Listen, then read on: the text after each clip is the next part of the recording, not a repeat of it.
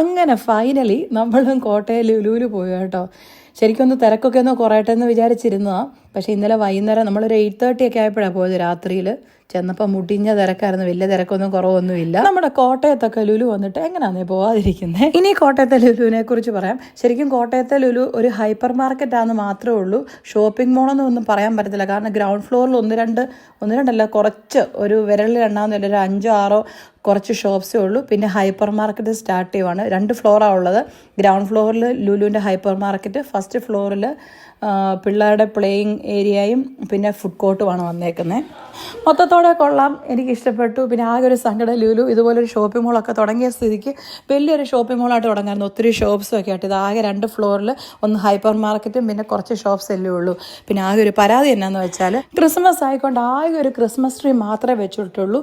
ഒരിടത്ത് പോലും ഒരു മെറി ക്രിസ്മസ് എന്നോ ഹാപ്പി ക്രിസ്മസ് എന്നോ എഴുതിയിട്ടില്ല. അതും കൂടെ വേണമായിരുന്നു.